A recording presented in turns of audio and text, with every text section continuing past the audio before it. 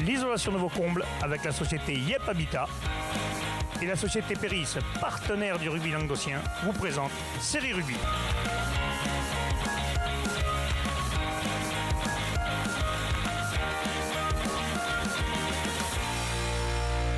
Bonjour mesdames, messieurs, bienvenue à Série Rugby, votre émission sur le rugby amateur de la 4e série à la Fédérale 1. Avec mes sérieux chroniqueurs, salut Doudou. Salut Alain. Salut Mitch. Salut Alain. Et salut Bruno. Salut. Et là, il y a une belle équipe, ça va faire rire. Doudou, t'as mis les patchs pour la cigarette ou quoi? Ouais, c'est ça. Je dois fumer 36 paquets par jour et donc un paquet, il y a un patch par paquet. Un patch par paquet? Ah. Putain, t'es pas couchate alors, parce qu'il paraît que ça énerve un peu. Non, c'est vrai. Ou Bon. peut-être que je suis le cagoulin de Série Rugby. Ah, ben t'es voilà, c'est lui le cagoulin, le plus beau cagoulin. Bon, on va parler des matchs qui ont eu lieu ce week-end parce qu'il n'y en avait pas beaucoup et on va commencer tout de suite par la 3e et 4e série.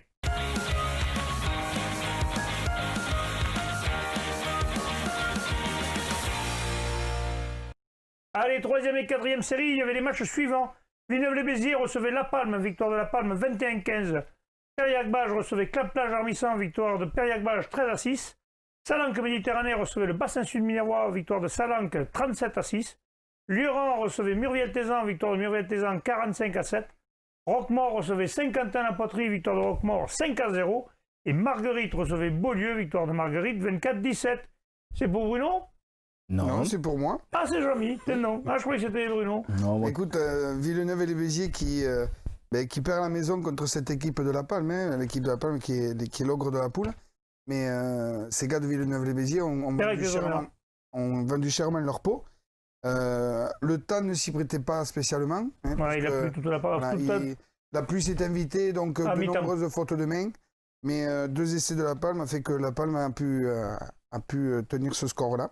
On va d'ailleurs avoir la réaction de l'entraîneur et du capitaine de La Palme à mon micro. Bonjour mesdames, messieurs, nous sommes à Villeneuve-les-Béziers. Nous avons vu la rencontre entre Villeneuve-les-Béziers et La Palme avec une victoire de La Palme 21-15. Villeneuve-les-Béziers, après les tragiques incidents pluvieux, le rugby a repris sa place et on a vu une belle rencontre un peu pluvieuse justement avec le capitaine Fabien et avec l'entraîneur. Je vais commencer par Fabien. Fabien, une belle victoire, mais il a fallu aller la chercher celle-là quand même. Hein. Ouais, d'autant plus qu'aujourd'hui c'est compliqué. On a 10 absents, 7 derrière et 3 devant. Donc sur un match pour refaire tout un groupe avec 3 mecs qui viennent d'arriver, qu'on vient de faire signer entre cette semaine et la semaine d'avant. C'est compliqué mais bon on s'en sort. Donc je tiens quand même à dire qu'on est tombé sur une équipe assez vaillante. On ne nous avait pas annoncé ça honnêtement. Les adversaires en face chaque fois nous avaient dit non. Je trouve que c'est vaillant quand même, ça s'accroche, ça fait plaisir. Ouais, ils n'ont pas lâché, on l'a vu, jusqu'à la fin ils ont tout fait. Ils prennent un bonus défensif quand même chez eux, c'est pas mal. Ah oui, surtout que même à la fin ils auraient marqué, on aurait presque réussi à redire. En seconde mi-temps on a été inexistant. Il a plu, c'était pas pour nous. Bon c'est pas un match somptueux pour nous, mais bon. La victoire est là. Voilà, la victoire est là, c'est le principal. Ben justement, Jeannot, alors cette victoire s'est dessinée plutôt en première mi-temps. Seconde mi-temps, on l'a dit vraiment compliqué, surtout que c'est Villeneuve qui vous l'a rendu compliqué. Ben oui, parce qu'ils ont fait une grosse entame, ils nous bousculent un petit peu devant, on ne met pas la tête, et c'est ce qui nous met un petit peu en défaut. Et il a fallu quand même une grosse mi-temps pour arriver à quand même à les contenir un petit peu.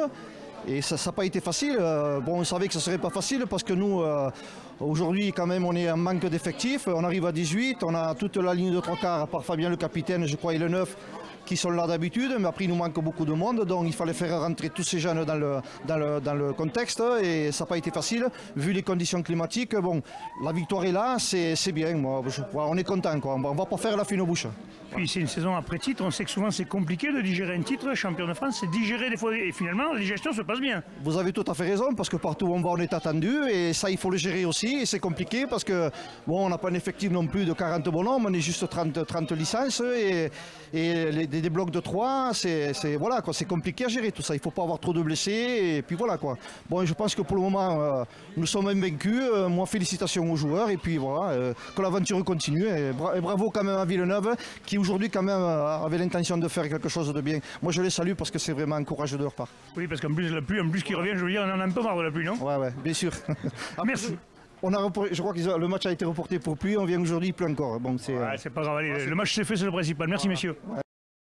On a vu l'entraîneur et un capitaine content parce qu'avec un effectif diminué quand même, mais bon, ils arrivent quand même à gagner en étant diminués. Bon, l'équipe de Villeneuve leur a tenu la tête quand même, ça n'a pas été facile. Oui, certainement aussi que le temps a dû niveler les valeurs et puis mi-temps, oui, comme quand tu reçois une équipe de l'Académie de La Palme, automatiquement tu as l'énergie du désespoir, celle que j'appelle que tu vas t'y filer et puis le score ne grandit pas et puis tu y crois. ils ont dû y croire et c'est bien pour eux. Bon, maintenant, La Palme voilà, plus que jamais, enregistre son statut de plus que favori. Allez, Périac-Bage, les ventres bleus qui recevaient Clap-Plage Armissam. C'est ça, Périac-Bage qui recevait Clap-Plage avec deux équipes qui ont voulu jouer malgré les conditions climatiques parce qu'il y avait beaucoup de vent. Avec cette équipe de Périac qui essaye de jouer sur les extérieurs. Est-ce que stratégiquement c'était de bon aloi avec ce vent-là? Beaucoup de ballons tombés. Mais bon, ils arrivent quand même à marquer un essai. Et puis Clap-Plage revient. Et là, sur un ballon récupéré sur pénalité, il y a un essai de 90 mètres de Périac qui tue un petit peu, enfin qui coupe les jambes un petit peu de Clap-Plage. Donc 13-0. Et puis Clap-Plage va revenir avec Van dans le dos. Bon, il manque 2 pénalités qui auraient pu faire un petit peu. Enfin, qui auraient pu. Ça aurait tenu un peu plus de suspense. Ça aurait tenu un petit peu plus de suspense. Mais ils viennent chercher le bonus défensif. C'est quand même c'est pas une belle opération, mais voilà, c'est un bonus défensif à Périac, c'est quand même intéressant. C'est une bonne chose de fait, un point de prix. Salanque-Bassin, ben écoute, le bassin, là aussi, beaucoup d'absence sur ce match de rattrapage. De toute façon, c'était un week-end aussi de rattrapage, donc les mecs avaient prévu, c'était pendant les vacances, certains avaient prévu des week-ends en famille. Ouais, c'est ça. Donc automatiquement, beaucoup d'équipes ont dû être amputées de beaucoup de joueurs. Très certainement, surtout qu'on ne va pas mettre au débat ce calendrier, alors qui sportivement c'est bien, les poules de 10, parfait. Mais en 3/4e série, 3 matchs, match de repos, 3 matchs, match de repos, c'est quand même très compliqué si tu as un petit effectif. En tout cas, le bassin a honoré quand même ce déplacement. Et puis, il a fait plus que l'honorer, puisqu'ils tiennent jusqu'à la mi-temps, puisqu'il y a 6-3 pour le bassin. Mais l'équipe de Salanque, qui en deuxième mi-temps a remis les choses au clair et marque 4 essais. Enfin, cette équipe de Salanque qui montre aussi qu'il va falloir compter sur elle.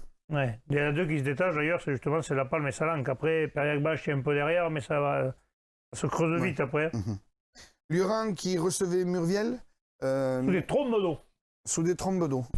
45-7 sous des trompes d'eau. Je dis pas mal. Alors après, est-ce que Luran, il y avait beaucoup d'absence ou pas? En tout cas, c'est quand même surprenant. C'est surprenant et non, parce que bon, à Luran, pour y avoir joué quand même, il y a une belle petite équipe devant, mais cette équipe de Murviel, quand même, qui joue énormément au ballon. C'est une très belle équipe. Voilà, ils ont bien, cette année, la mayonnaise a bien pris, un renouvellement de joueurs, et cette équipe de Murviel est en pleine bourre. Là. Oui, c'est ça, c'est une équipe qui est relativement complète. Il va falloir compter sur elle pour les phases finales, c'est certain. Roquemort Saint-Quentin, les sympathiques amis de Saint-Quentin. Écoute, là aussi, la tempête, donc... 5-0. Voilà, 5-0. En tout cas, voilà, c'est Roquemort qui marque sur une mêlée, il me semble.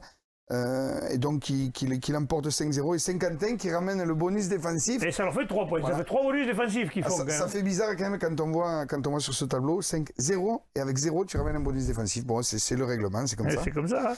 Et Marguerite, enfin. Marguerite Beaulieu, un match un petit peu tendu, puisqu'il y a eu quelques cartons rouges. Il y a eu, il me semble qu'il y a 2 cartons rouges pour Marguerite, 4 jaunes, un carton rouge pour Beaulieu. Enfin voilà. Pas une super après-midi. Il devait parler du match face à Angleterre, je veux dire Angleterre-Afrique du Sud, il devait y avoir des Springboks d'un côté, des Anglais de l'autre. En tout cas, voilà, Beaulieu quand même qui se met à jouer en fin de match et qui va marquer quand même 3 essais.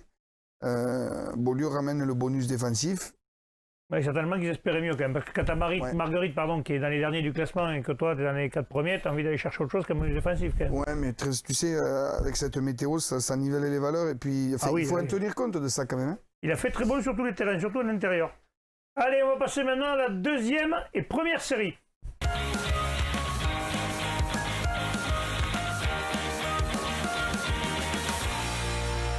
Alors il y avait les matchs qu'en première série, messieurs, il y avait 2 matchs.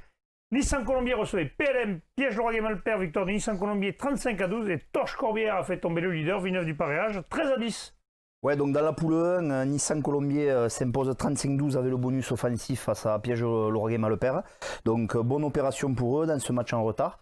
Nissan avait bien démarré avec 3 victoires, elle a resté sur 2 revers, il fallait réagir à domicile, ils l'ont fait. Saison difficile. Ça a été, voilà. Alors, par contre, du côté de PLM, la saison commence à ressembler à une saison galère. Là, à Nissan Colombier, ce n'était pas forcément le meilleur endroit pour rebondir. Ils ont tenu la dragée haute pendant une mi-temps à cette équipe de Nissan Colombier, notamment avec un doublé de leur troisième ligne Sossol. Mais Nissan Colombier a bien réagi, notamment Armengo qui a répondu par un doublé lui aussi.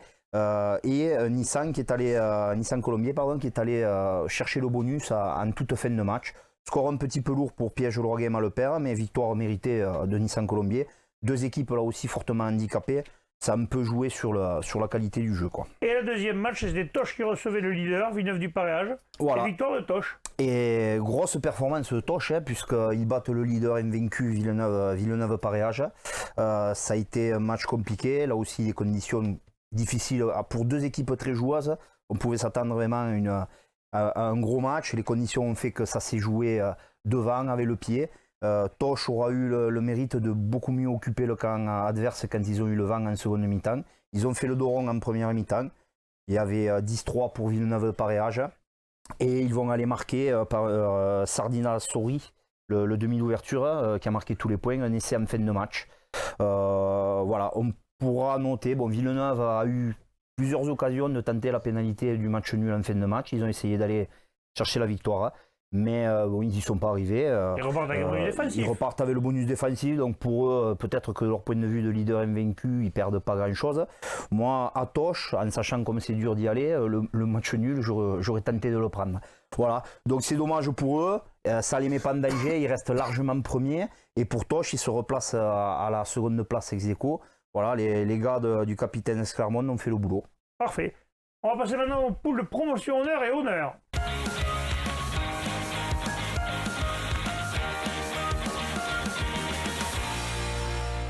Eh bien, c'est que le jingle réveille toujours notre ami Michel. Michel, il y avait qu'un match, c'était en poule A, en promotion honneur, et l'Esbac recevait Saint-Gilles. Ouais, et Saint-Gilles est allé gagner 50-29 à l'Esbac. Ouais, redoutable équipe de Saint-Gilles, les Gardois, une équipe sérieuse avec un gros pack qui se déplaçait chez les Catalans. Pourtant, les Catalans ont marqué quand même 5 essais sur le match, avec un doublé de Monsanto, Atiel, Obéissant et Gracia. Mais Saint-Gilles a quand même marqué 8 essais. Donc les pauvres Catalans ont un peu craqué en début de deuxième mi-temps parce qu'il y avait 24-10 à la mi-temps. Mais en 10 minutes, ils ont pris 3 essais. Et même si on a cru un petit peu à la remontada parce qu'ils ont commencé à marquer derrière, il y avait 43-10 au bout de 10 minutes en deuxième mi-temps. Ils sont remontés jusqu'à 43-29. Tout le public pensait peut-être qu'ils allaient réussir la fameuse remontada. Mais les Gardois étaient vraiment trop forts. Et ils ont enfoncé le coup en marquant un dernier essai et sont partis avec un bonus offensif bien mérité, 50-29. Il y a eu du spectacle, 79 points sur un match. Ils ne sont pas fait chier les mecs. 8 et 5, ça fait 13 essais. Donc il y a eu du spectacle et les spectateurs se sont régalés. Nous avons un calculateur, mesdames, messieurs, il réfléchit, nombre d'essais, nombre de points. Les mathématiques, ça a toujours été mon... Écris bien sur tes feuilles, surtout. Allez, maintenant, on passe à la poule honneur. Il y avait un match, mais ce n'était pas un match en retard, c'était un match en avance en poule B. C'est Landor qui recevait de Larocque Bélestat, et victoire de Landor, bon, là, je vais y arriver, de Landor. Sur Larocque Bélestat, 48-37 quand même. Là aussi, un score de handball. Là aussi. Excuse-moi, c'est quand tu as vu le score, tu as bafouillé là aussi. Là, c'est pas possible. Là aussi, il fallait être bon en mathématiques. C'est journée porte de Saloum, là, non? 85 points sur la partie. Pas de bonus? Alors, pas de bonus parce que là, il y a eu 5 essais de chaque côté. Donc, pour Landor, c'est un essai collectif. Après, un essai de Tourigna, Gonzalez, Ginashvili et Nathalie. Et côté Larocque Bélestat, c'est Rouja, Dumé, Djakowski, Pichéric et Bendrel qui ont marqué. Donc 5 essais de chaque côté. Et la différence s'est faite avec... pourtant il pleuvait, hein, donc comme quoi on peut jouer au rugby sous la pluie et marquer des essais. C'est possible. Et la différence s'est faite en deuxième mi-temps parce que les deux équipes étaient coude à coude. Et c'est Ginashvili à la 60e qui a fait une interception et qui a marqué un essai. Donc tu voulais des statistiques et des points, je vais t'en donner. Ce Ginashvili, quand même, il a marqué un essai, 4 transformations, 5 pénalités, dont 28 points au total. Il manque le drop, quoi. Autant dire que voilà, il manquait juste un drop. Alors, donc autant dire que ça a été un peu le bourreau de cette équipe de Bélestat. Ces stats sont impressionnantes, mais le travail de Michel sur le coup est encore plus impressionnant, je trouve. Là, on voit qu'aujourd'hui, il a bossé. Le vieux nous impressionne. C'est ça. Donc ils ont été un peu aidés, on va dire, par cette équipe de Bélestat qui a pris 2 cartons jaunes.